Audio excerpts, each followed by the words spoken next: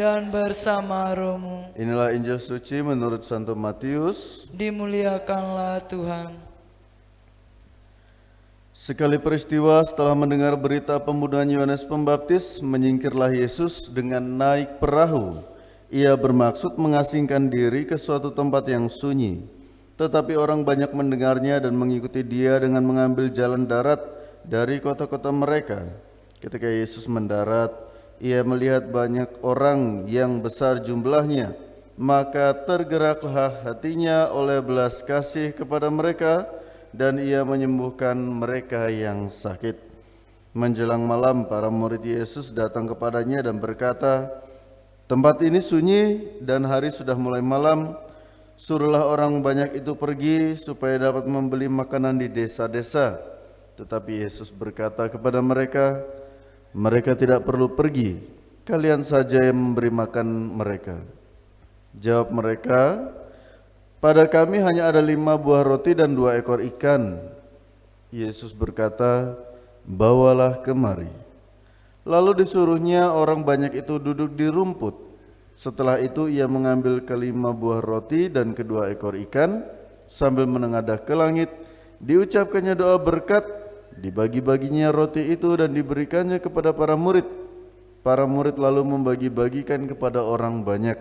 Mereka semua makan sampai kenyang. Kemudian potongan-potongan roti yang sisa dikumpulkan sampai 12 bakul penuh. Yang turut makan kira-kira 5.000 orang pria, tidak termasuk wanita dan anak.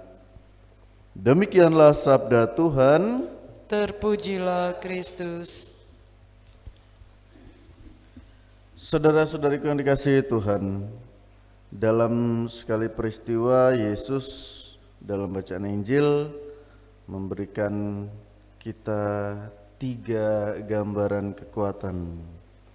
Yang pertama, meskipun dilanda duka yang digambarkan dengan naik ke atas perahu, kalau kita bandingkan dengan kapal yang ukurannya lebih besar, yang lebih nyaman dan aman melintasi danau maupun lautan, Yesus naik ke atas perahu yang lebih mudah terombang-ambing, menggambarkan kedukaannya atas kehilangan saudara yang dikasihinya, yakni Yohanes Pembaptis.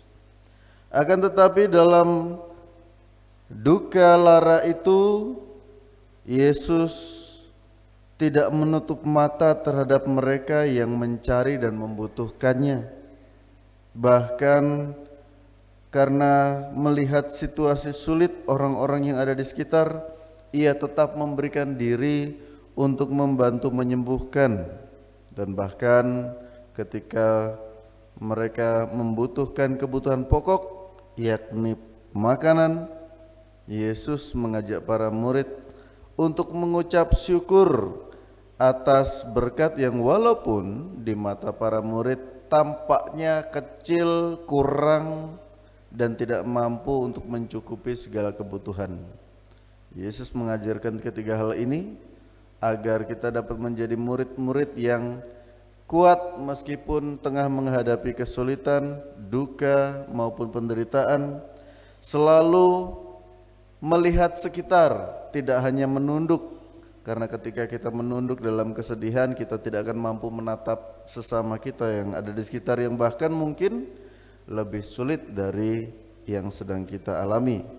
Dan yang terakhir, Yesus mengajak kita untuk bersyukur meskipun berkat itu tidak banyak seperti yang kita inginkan, tetapi sedikit berkat yang kita syukuri akan menjadi alasan untuk kita berbahagia. Saudara-saudari yang dikasihi Tuhan, hari ini kita memperingati Santo Yohanes Maria Vianney. Dalam perjuangannya meniti imamat, banyak orang meragukannya karena keterbatasannya dalam intelektual. Namun kesetiaan, keteguhan hati, dan juga ketekutannya dalam membangun kehidupan rohani membawa ia menjadi orang kudus. Karena dalam suatu permenungannya, ia menyadari bahwa karya kegembalaan dan pelayanan ini bukan atas nama dirinya, melainkan Tuhanlah yang menjadi sumber kekuatan. Maka dengan segala daya upaya, ia berjuang untuk melayani semampu yang ia lakukan. Satu hal yang menarik, Yohanes Maria Vianney terkenal sebagai seorang imam yang setia mendengarkan pengakuan dosa dari umat yang datang. Bahkan ia menghabiskan sepanjang hari hanya di dalam bilik pengakuan dan hanya menyantap kentang yang bahkan tak jarang sudah mulai berjamur. Itulah perjuangan hidupnya yang ia berikan kepada umat di Ars, sebuah dusun kecil sederhana namun menjadi titik tolak bagi banyak orang untuk datang mengunjungi dan berziarah. Karena Yohanes Maria Vianney lah banyak orang akhirnya mampu menyeberangi lautan kesedihan atau tantangan karena dosa dan membuat mereka mampu menjumpai Kristus yang penuh kasih. Saudara-saudara yang dikasihi Tuhan, dalam kehidupan sehari-hari mampukah kita tetap menjaga optimisme atau harapan kita kepada Tuhan yang penuh belas kasih sambil juga menunjukkan kasih itu kepada sesama kita? Semoga Tuhan yang penuh belas kasih menaungi hati kita masing-masing agar dapat selalu melihat dan membantu semakin banyak orang sedapat mungkin kita lakukan. Dimuliakanlah Tuhan kini dan sepanjang masa. Amin.